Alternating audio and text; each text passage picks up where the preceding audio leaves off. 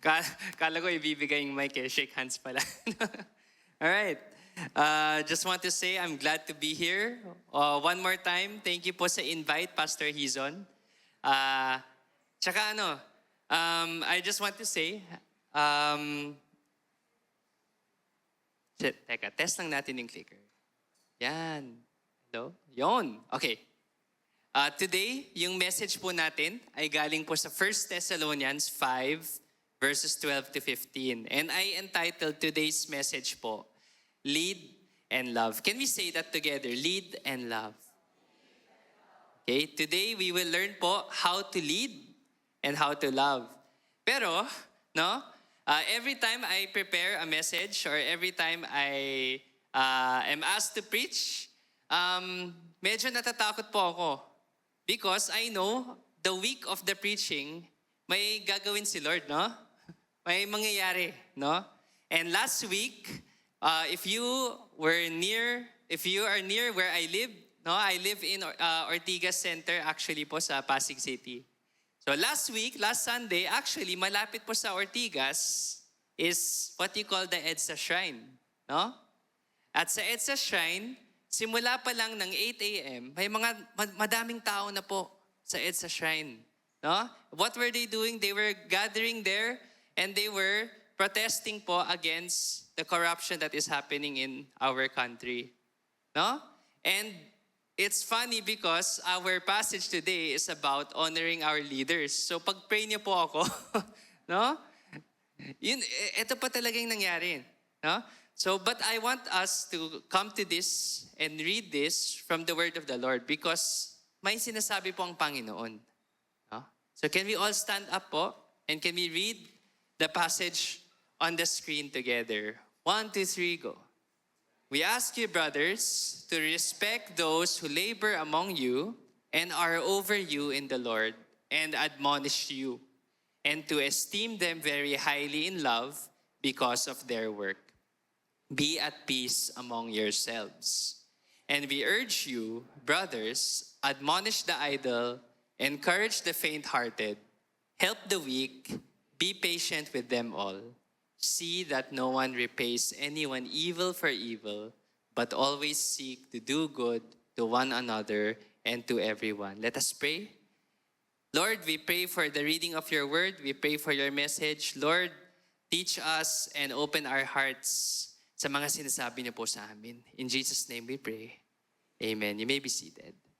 Okay. Sabi nga po ni Elder John, no? Sabi po niya, I'm also serving the youth in GCF Bulacan, no? GCF Bulacan is in the city of Malolos. And dun po sa Malolos, Hagonoy, Kalumpit, alam niyo po ba yung area na yon?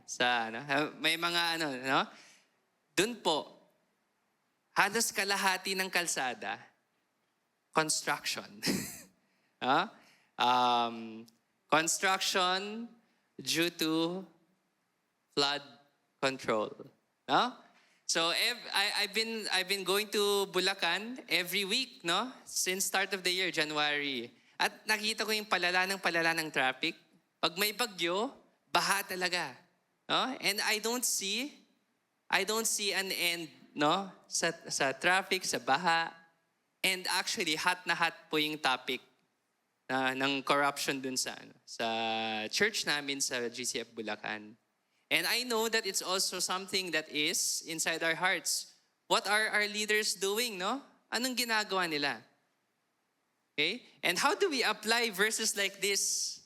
No? Verses that come up sa Bible na respect your leaders, no? Esteem them very highly. How do we make sense of all of this? Yun po yung challenge natin ngayon. I have one main point for all of us. I have one main point, and it is this. Can everyone read it? Love is the heartbeat of leadership. Can we read it again? Love is the heartbeat of leadership. Yun po yung sikreto po. Okay? This is how we will make sense of what the Lord is trying to say. Okay? So the secret is love. Okay? The secret is love.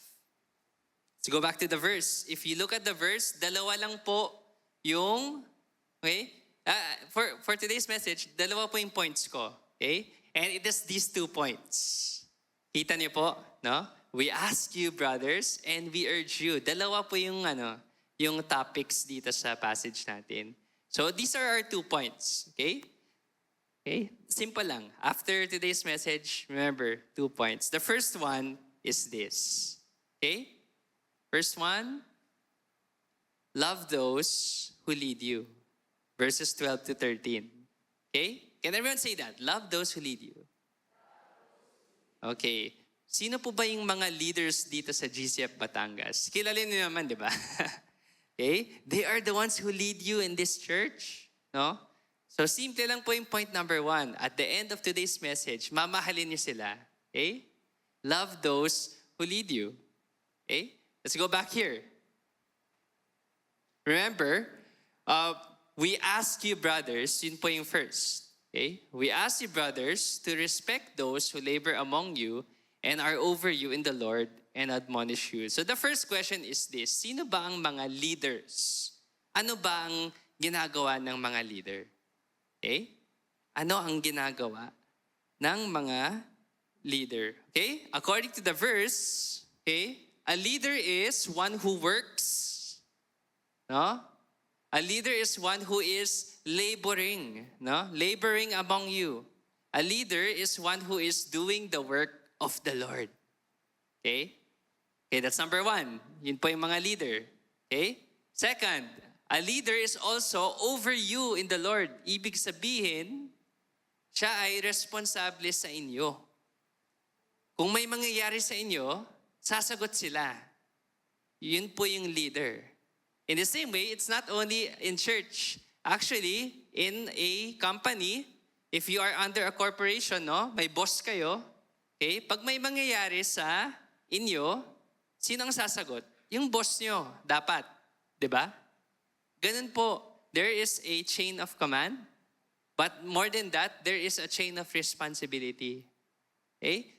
So, a leader is also one who is responsible.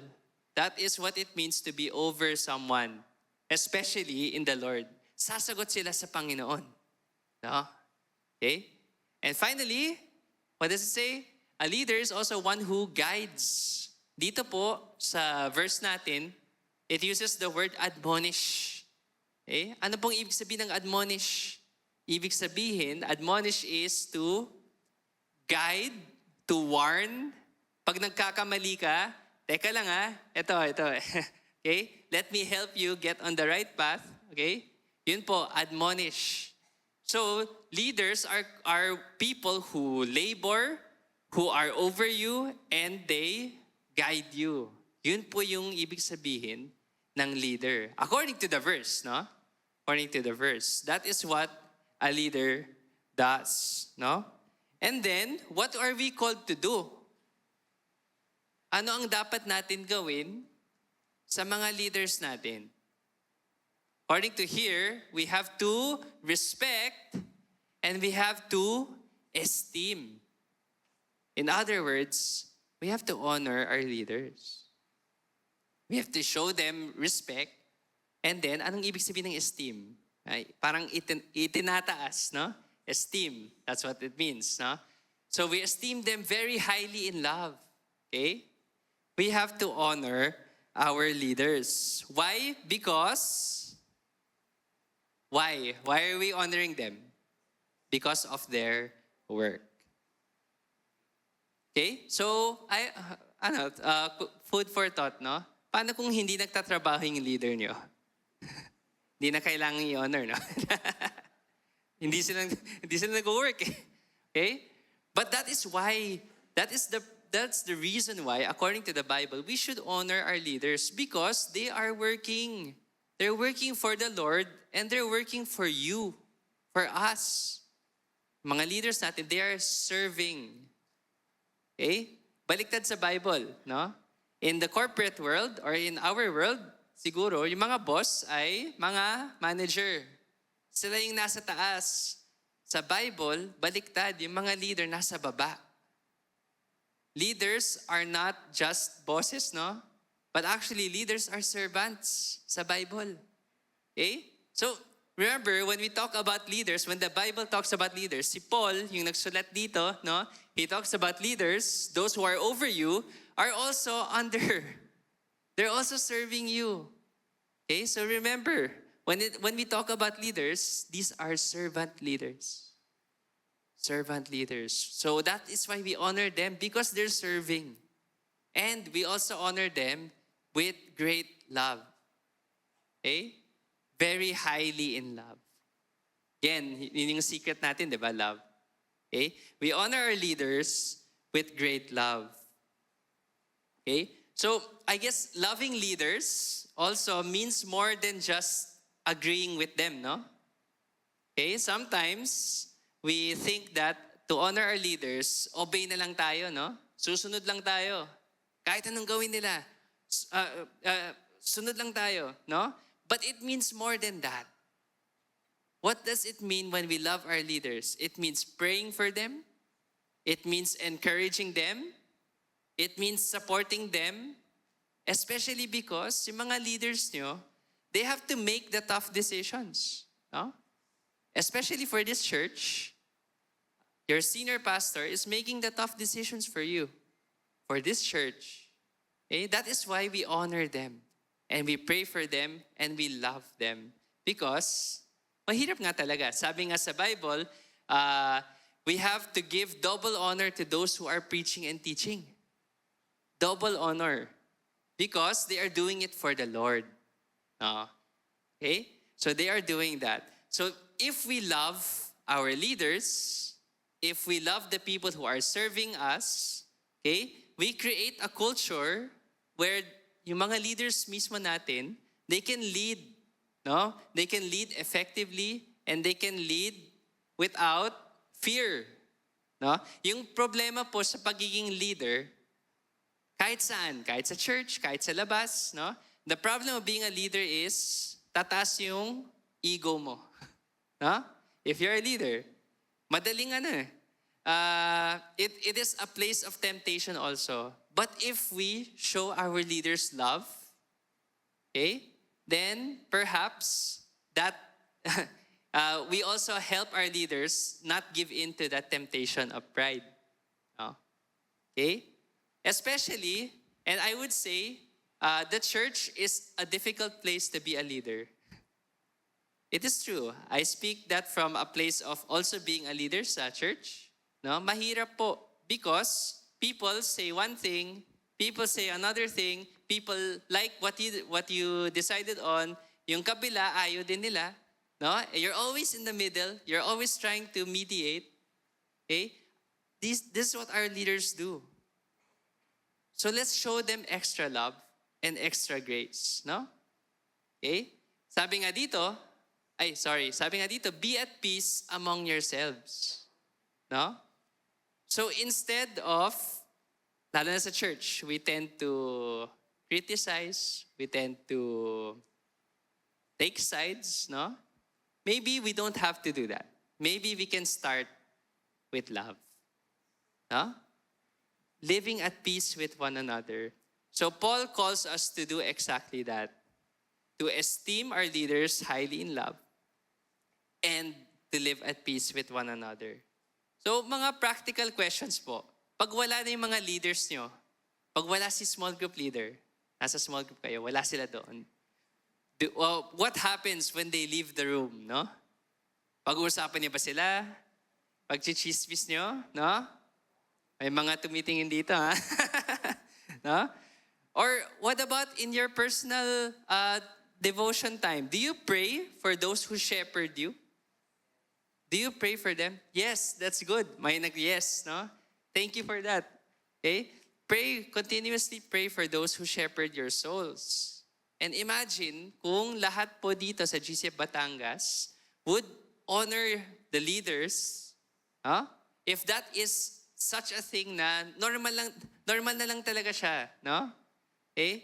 Imagine what would happen if this church was following 1 Thessalonians 5:12 to 13. I think it would be a peaceful church, no? Okay? So let us start with that. That is what it means when we love those who lead us. No? We love those who lead us. Okay? So, love is the heartbeat of leadership. Number one, love those who lead you. Can you say that with me? Love those who lead you. So, application point, nandyan si Pastor Hizon. Paglabas ninyo, love you po, Pastor. No? Madali lang, no? Okay? Or yung small group leader nyo. Or sa mga youth, sa mga kuya ate nyo. Okay? Just say a word of encouragement before you leave the church today. Okay? Kaya ba? Kaya? Sige, kahit sinong leader. Okay? Go ahead and do that. Now, I will talk to those who are leading. Kasi may passage din kayo. No? Okay? Verses 14 to 15. Can we read that? Lead those whom you love. Okay? This is for the leaders. Lead those whom you love.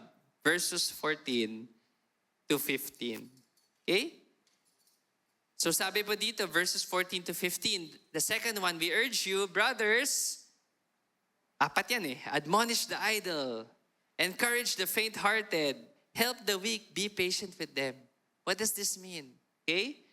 What does leadership in the family of God, sa kingdom ng Panginoon, what does it mean when we are leading, no? Leadership actually is meeting people where they are. Leadership is meeting people where they are. Okay? Ano ba yung nandito? Admonish the idle, again, those who are, isa sa mga ministries ko sa weekdays, on the weekdays, I do a campus ministry. So again, I work full-time sa UP. I work as a nerd. Pwede ba yan? I work as an IT guy. Yun na lang kasi komplikado yung job description ko. Pero yun, nasa UP po ako. And on my spare time, I go out and then I walk alongside. I just listen to the stories of the students. Okay? So what I do in the weekdays is I decide, okay, I'm gonna spend time with those who are still growing in the faith. Okay? Those who are not yet spiritually active, I will admonish them. No? And that's the same thing that you can do. No? If you are a leader, you can actually admonish those who are with you, no? In your circles, kung saan man kayo. No? Okay? Ano pa? Encourage the faint-hearted. Actually, importante din yan sa campus ministry. Bakit? Kasi madaming students ang nadidepress, no? They're battling mental health. That is a reality of our Gen Z, Gen A. No? I don't know if you will agree with me, but this is what I see in the campus. They're worried, they're anxious, they don't know their future. No? So we encourage them. We encourage those who have lost heart. Eh, ano pa? We help the weak.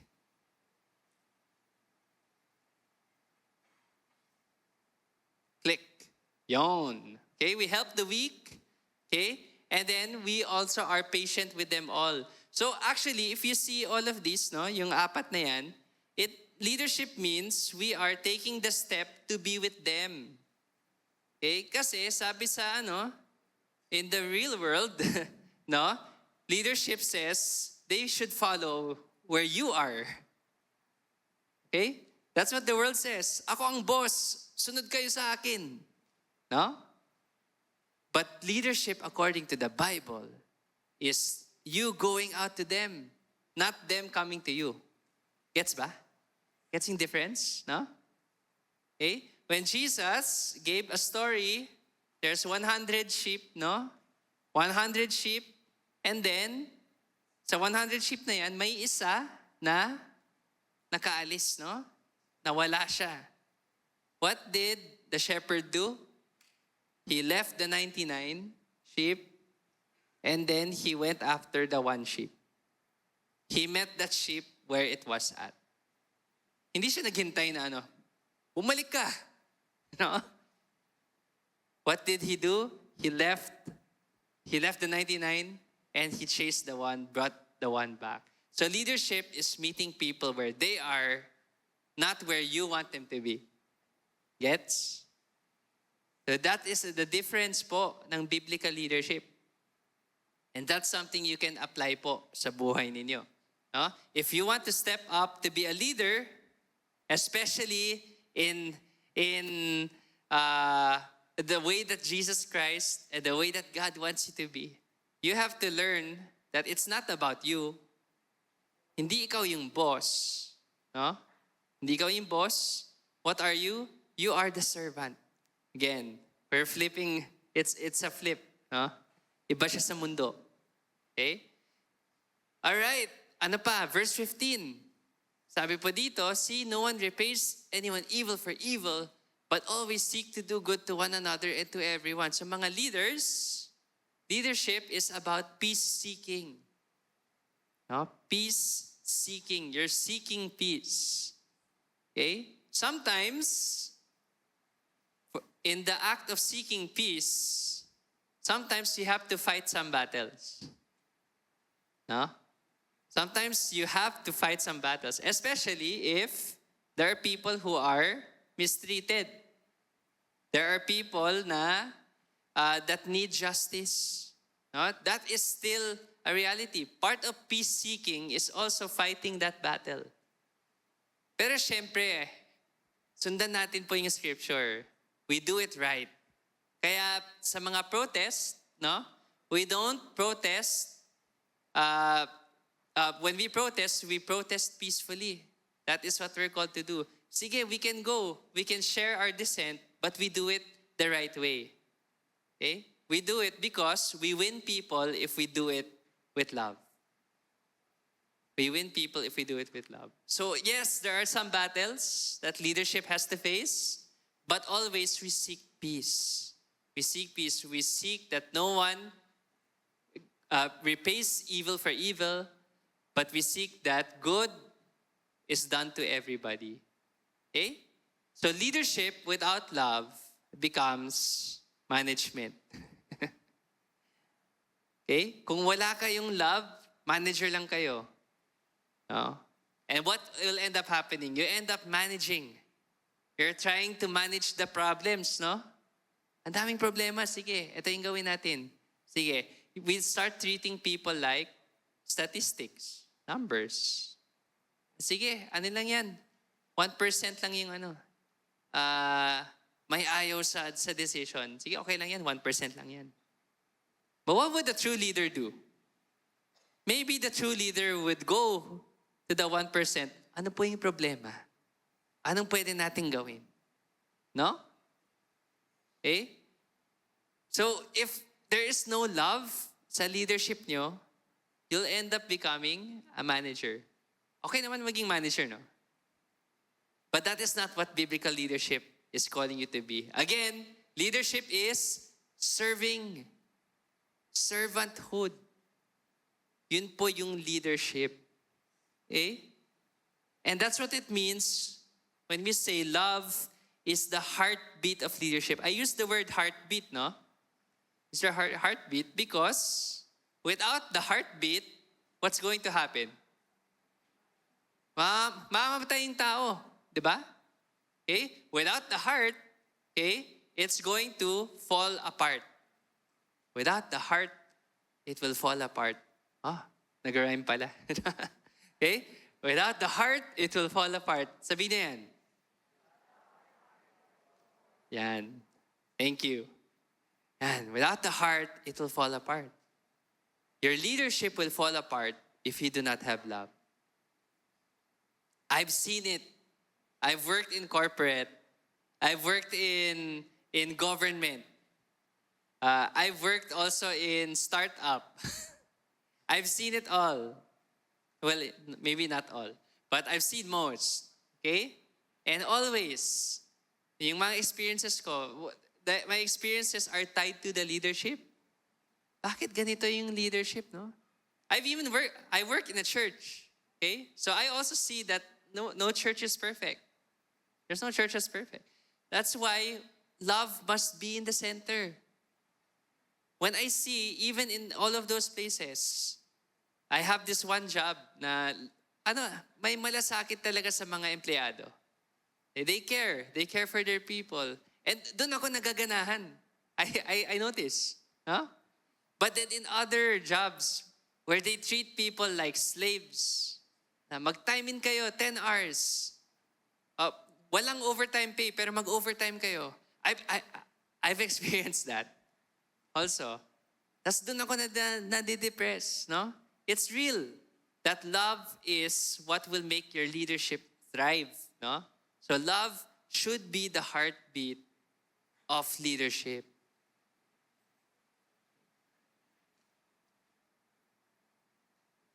I wanted to share to you an example of a great leader.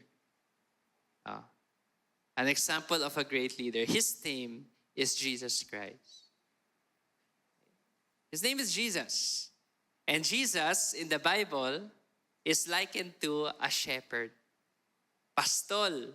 No? Jesus is the great shepherd. Sabi nga sa Psalm 23, the Lord is my shepherd, I shall not want. Psalm 23 is talking about Jesus Christ. No? Because Jesus was the kind of leader, okay? Jesus was the kind of leader that served people. He was the kind of leader that went down on the ground, went down on the earth to meet people where they are at. Okay?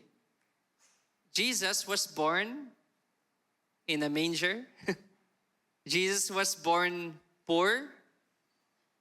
But what did he do? When he went to ministry, nagbigay pa din siya. Huh? Jesus Christ went around and he brought 12 disciples to follow him. Now, ito po yung leadership style ni Jesus.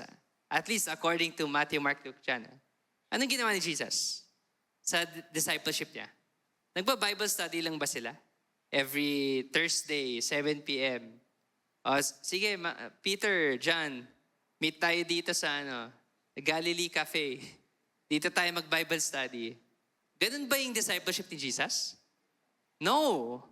What was Jesus' discipleship style? Anong ginawa nila? Sabi niya kay Peter,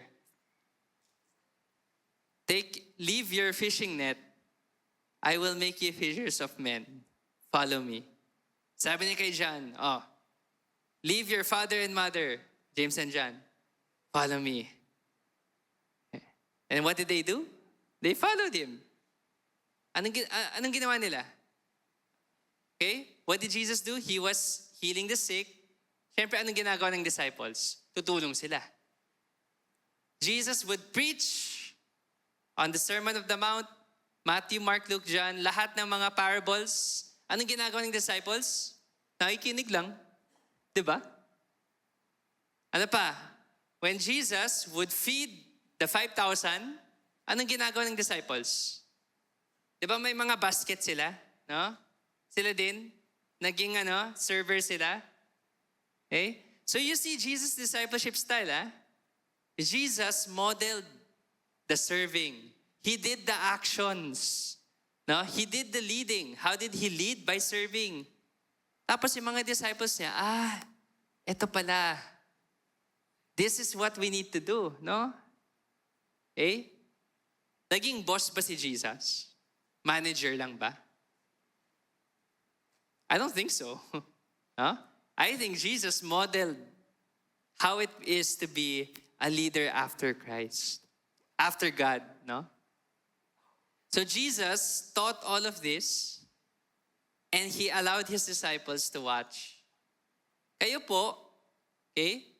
You guys, and I'm speaking also to the leaders of this church, you will have your disciples. As for our senior pastors, our pastors, no, they're shepherding over you. In the same way, you also are shepherding over your own sheep.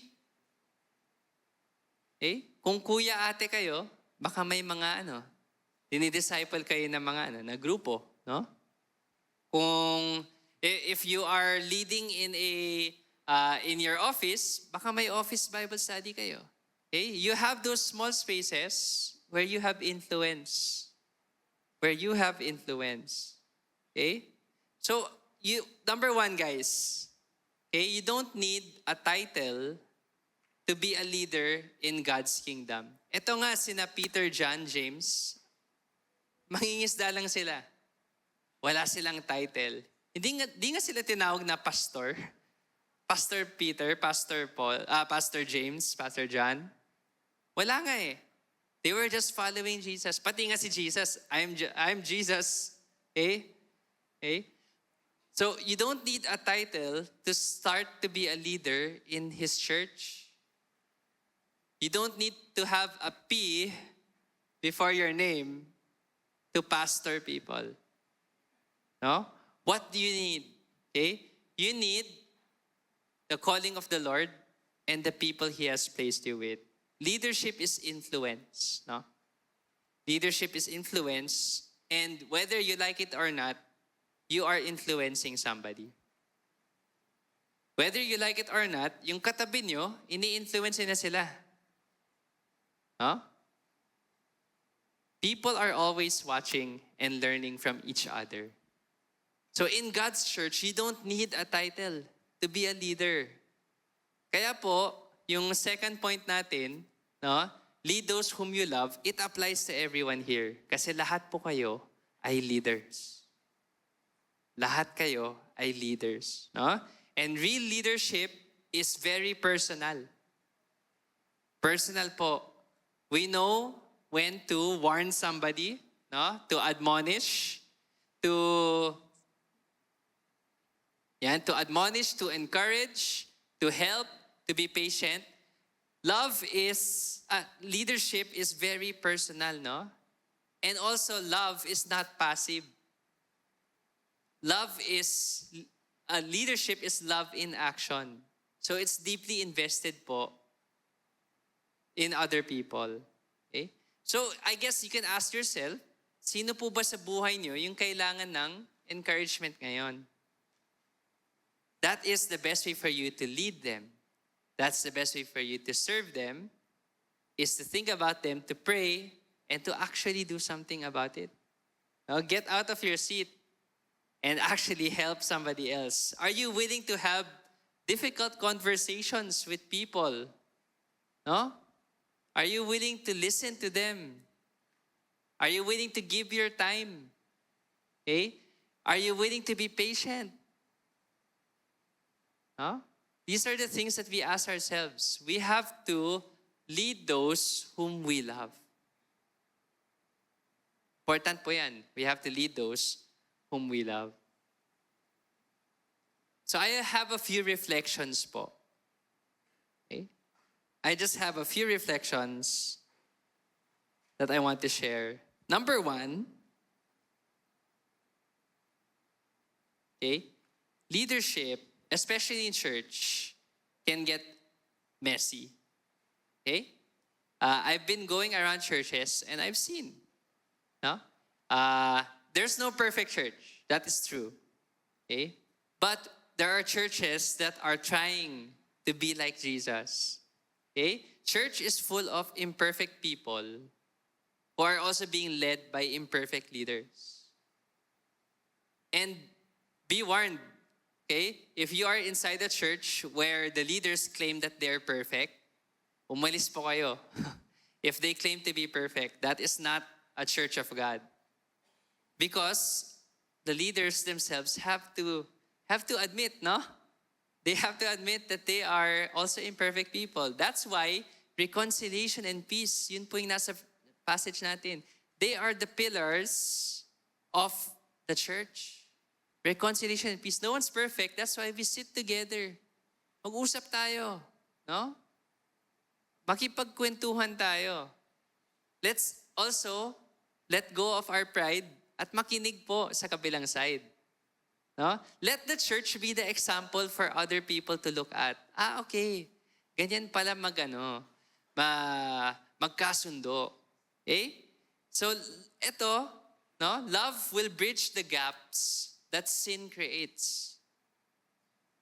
Love will bridge the gaps that sin creates. So, inside the church, We should always strive. Reconciliation, peace. Let's strive for that. Okay? And that also, and I will say this to the leaders of the church, that also starts with you guys. Kayo pong mga leaders. You have to set the example of what it means to reconcile. To be the first one to be humble and sit down. Because the congregation, the people of the church, nakatingin sila sa inyo. Okay? And you also, the members of the church, respect your leaders, show them high esteem, and strive also for reconciliation and peace. Question, if the leaders are doing something wrong, ano ang biblical na response? If the leaders are doing something wrong, what is the biblical response? Sabi doon, esteem, di ba? Esteem them highly in love. And hold them, no? Hold them also to the responsibility that they have. We have to also to admonish our leaders when they are also doing wrong. But we have to do it in love. Okay? We are all helping each other. So the best way to respect also our leaders is to gently also tell them, excuse po, pastor, elder, maybe you can consider this other way. Parang mali po yung sinabi nyo or direction nyo. But do it with love. Okay? Okay? So we don't just blindly accept what our leaders do, but we also are critical and we also are loving to also correct them. We as a church owe it to each other also, okay? Whatever role we are in, to love and admonish and care for one another, okay? And that starts with reconciliation and peace. So may that be the pillars of GCF Batangas. When you deal with each other, may reconciliation and peace be your pillars. Next, leadership is a group effort. So there are people with roles, with names, may title sila, no? Pastor, elder, deacon. Hindi lang sila yung leaders dito, ha? Kayo din, no? Do not delegate everything to the leaders with a title. Kasi nga, lahat tayo leaders na. So we should lead one another to be and to lead like Jesus Christ. Okay? From where we are, lahat po tayo, leaders na po tayo. Okay? But these people, yung mga deacons, elders, pastors natin, they are placed in specific roles in the church. Okay? They are placed in specific roles that require a bit more effort, no? That is why we have to respect and we have to highly esteem them for the works that they are doing for the Lord. Okay? So leadership is a group effort. My third reflection is this, no? Leadership is action. It's not appointment.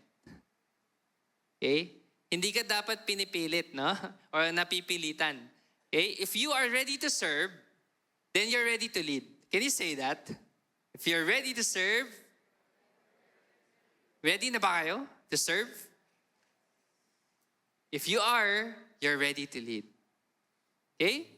It's action. It's not appointment. You don't wait for someone to call you a leader. Okay? You yourself get up and you do it. Take the first step. Leadership is action, hindi siya passive. Okay? Active, not passive. Action, not appointment. And finally, my last reflection is this. Leadership built on love, the heartbeat, will change the world for Christ. What if yung mga leaders natin sa government, what if their heartbeat was also love for Jesus Christ? Di ba, magbabago ang Pilipinas. Yung mga ghost projects na yan, Holy Ghost projects na. No? Or they will be really serving the people, no? Okay? Imagine if your bosses in your office, wherever you work, imagine if they led like Jesus also. No? People will get fair salaries. People will be able to work and will be able to enjoy what they're doing. Huh? Imagine what it would look like if leadership is built on love. So leadership doesn't seek power, no? It seeks transformation. Leadership mirrors Christ. It is not, okay? See, Christ did not dominate, no? What did he do? He laid down his life. Imagine if our leaders are willing to lay down our lives. And then it goes down to us. Tayo din. Are you willing to lay down your life? Sa katabi niyo, para sa katabi niyo. Tingin kayo, I will lay down my life for you. Sabihin niyo. No? Mahirap sabihin, no? But that is true leadership. That's where it goes. Okay? Laying down your life for other people. If love is the heartbeat of leadership, is your leadership still alive? Is it still beating? Huh? GCF Batangas, may love keep your leadership alive. So pray for your leaders. Next month po is Pastor's Appreciation Month. Huh? Sakto, actually hindi ko na plano na ito yung passage. Next month na pala yung Pastor's Appreciation Month. So guys, automatic application point Next month, yung mga pastor ninyo, find a way to appreciate them. Find a very simple way. It doesn't have to be extravagant, but find a way to appreciate the pastors in your leadership. And more importantly, for GCF Batangas, is love leading your church? Is God leading your church? Because if it is, I am hopeful for GCF Batangas.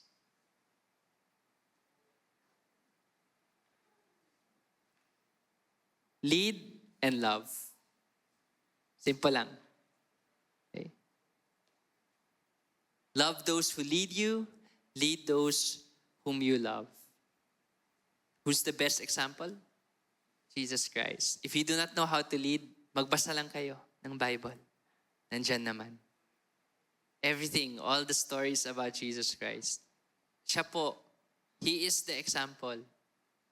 Let us strive to be like Jesus and let us strive to lead like Jesus in love. Pray po tayo. Panginoon, salamat po sa word ninyo. Salamat po sa mensahe na binigay niyo po sa amin. Lord, change our hearts. Change our perspectives po sa leadership. Na hindi lang siya pagmamanage, no? Pero higit sa lahat po, Lord, inuuna po namin yung mga iba. Yung kapwa namin. Lord, I pray that this love will be the heartbeat of GCF Batangas. The leaders and those who are being led, may love just unite this church. And may we commit to lead each other towards you, towards your goodness, towards your way of life. Lord, we know that in this kingdom, you are King. With Jesus, you are King. And we strive to lead like you. May love be the heartbeat of the leadership of GCF Batangas. And we lift this up to you. We pray and praise you for who you are. In Jesus' name we pray. Amen and amen.